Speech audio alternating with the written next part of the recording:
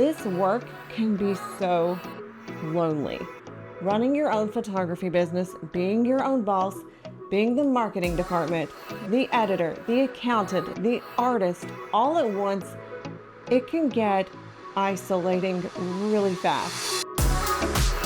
Welcome to Off the Memory Card, the podcast where photographers talk about everything but taking photos, because photography is only 10% photos and 90% building a life and business you love. I'm Kathleen Burns. Let's dive in. You guys, I am tired, like bone tired. I taught for 9 hours straight yesterday, and friends, I am not used to that. I do talk a lot for a living, but 9 hours on my feet, teaching, answering, demonstrating, my voice is tired and my legs are not happy with me. And here's the funny part. I woke up this morning completely wiped out and completely happy.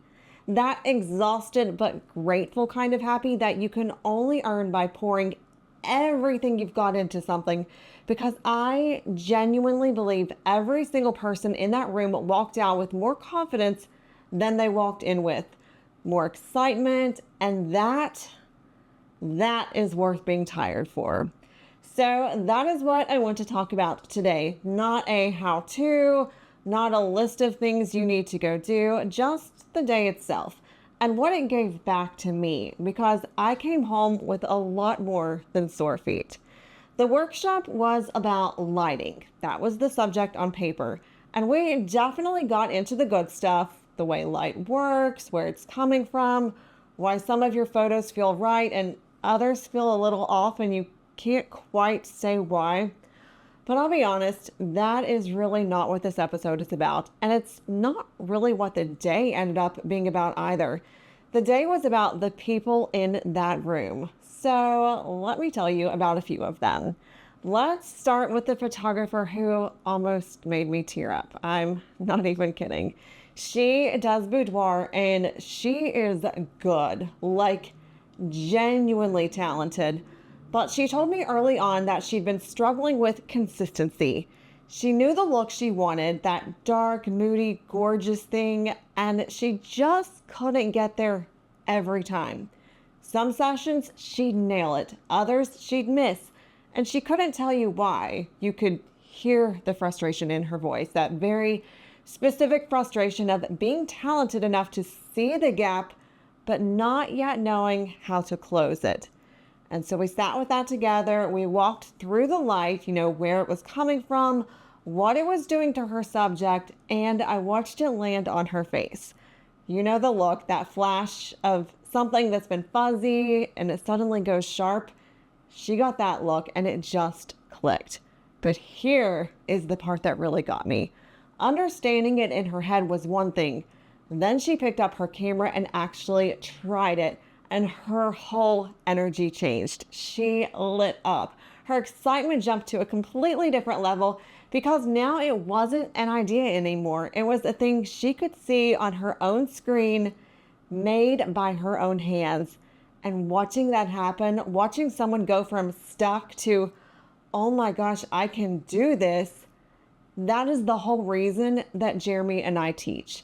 I told her I cannot wait to see what she creates next. And I meant it. I really, really meant it. I will be watching for it. Then there's a student I have not been able to stop thinking about. She moved here from Brazil less than a year ago, and she doesn't speak English yet. So she spent the entire day, all 9 hours, communicating with us through a translation app on her phone. And you know what? She kept right up with the room, just as fast as everyone else. I was honestly shocked. I kept bracing for her to fall behind because of the language barrier, and she just didn't.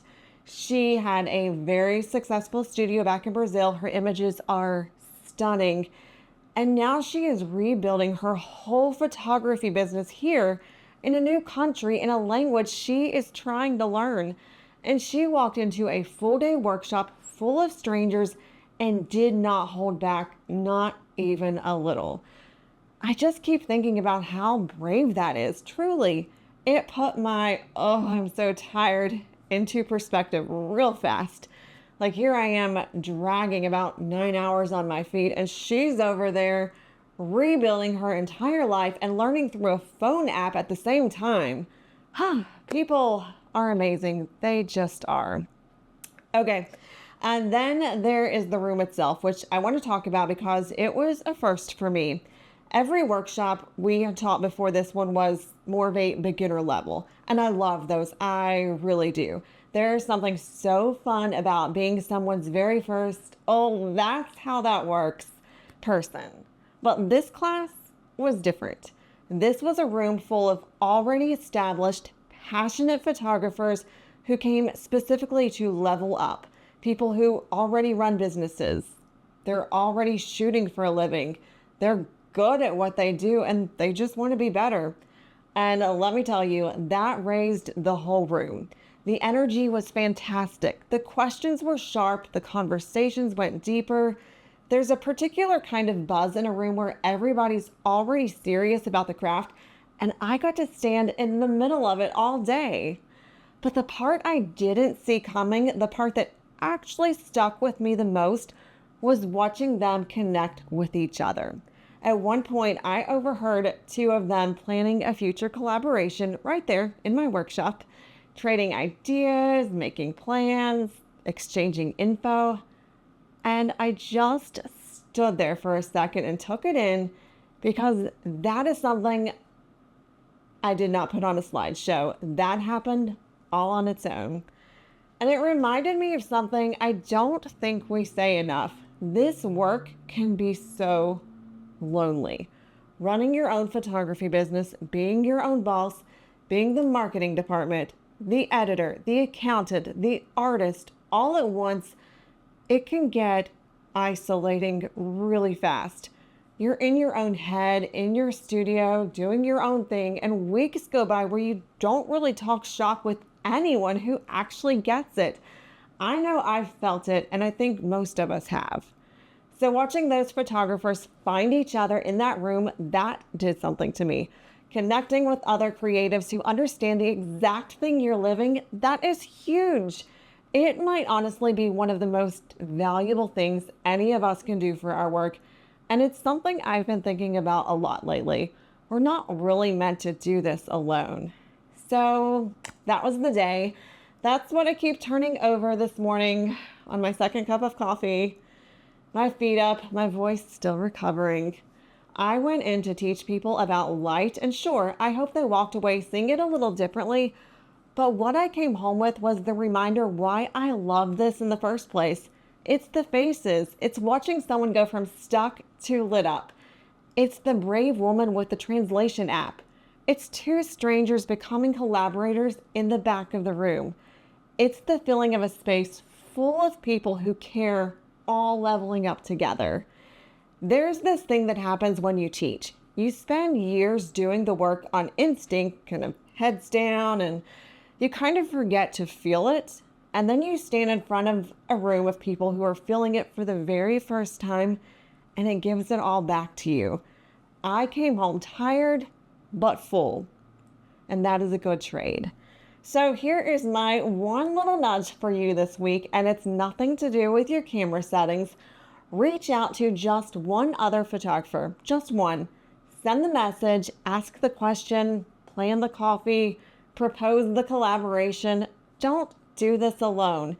That room reminded me how much we need each other, how much we crave interaction with other photographers, and I would love for you to feel even a sliver of what I felt yesterday. If this episode meant something to you, do me a quick favor and send it to a friend, maybe another photographer who you think could really benefit from it. All right, I am going to go rest my voice and refill another coffee.